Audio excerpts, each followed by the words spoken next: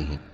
وہی تو ہے جس نے تم کو مٹی سے پیدا کیا، پھر مرنے کا ایک وقت مقرر کر دیا اور ایک مدت اس کے ہاں اور مقرر ہے، پھر بھی تمہیں کافرو اس بارے میں شک کرتے ہو۔ اور آسمان اور زمین میں وہی اللہ تو ہے، وہ تمہاری پوشیدہ اور ظاہر سب باتیں جانتا ہے، اور تم جو کام کرتے ہو وہ سب سے واقف ہے۔ اور اللہ کی نشانیوں میں سے کوئی نشانی ان لوگوں کے پاس نہیں آتی مگر یہ اس سے منہ پھیر لیتے ہیں۔ جب ان کے پاس حق آیا تو اس کو بھی انہوں نے جھٹلا دیا، سو ان کو ان چیزوں کا جن سے یہ ہنسی کرتے ہیں ان قریب انجام معلوم ہو جائے گا۔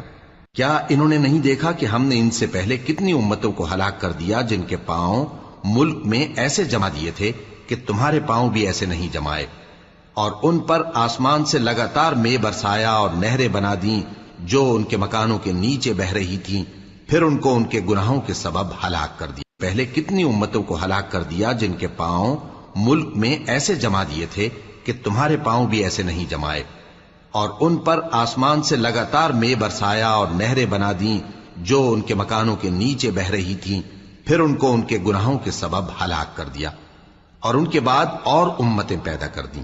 اور اے پیغمبر، اگر ہم تم پر کاغذ میں لکھی ہوئی کوئی تحریر نازل کرتے اور یہ اسے اپنے ہاتھوں سے ٹٹول بھی لیتے تو جو کافر ہیں وہ یہی کہہ دیتے کہ یہ تو صاف صاف جادو ہے، اور کہتے ہیں کہ ان پیغمبر پر فرشتہ کیوں نازل نہ ہوا جو ان کی تصدیق کرتا، اور اگر ہم فرشتہ نازل کرتے تو کام ہی فیصل ہو جاتا، پھر انہیں مہلت بھی نہ دی جاتی۔ نیز اگر ہم کسی فرشتے کو بھیجتے تو اسے مرد کی صورت میں ہی بھیجتے، اور جو شبہ یہ اب کرتے ہیں اسی شبے میں انہیں ڈال دیتے۔ اور تم سے پہلے بھی پیغمبروں کے ساتھ ہنسی ہوتی رہی ہے، پھر جو لوگ ان سے ہنسی کیا کرتے تھے ان کو ہنسی کرنے کی سزا۔ ملک میں چلو پھرو، پھر دیکھو کہ جھٹلانے والوں کا کیا انجام ہوا۔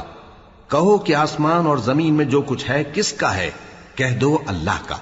اس نے اپنی ذات پاک پر رحمت کو لازم کر لیا ہے، وہ تم سب کو قیامت کے دن جس میں کچھ بھی شک نہیں ضرور جمع کرے گا۔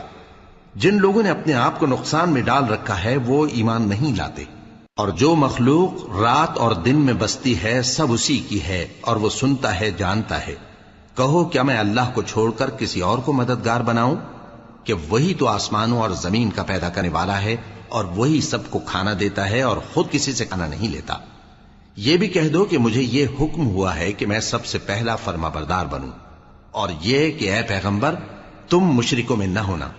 یہ بھی کہہ دو کہ اگر میں اپنے پروردگار کی نافرمانی کروں تو مجھے بڑے دن کے عذاب کا خوف ہے۔ جس شخص سے اس روز عذاب ٹال دیا گیا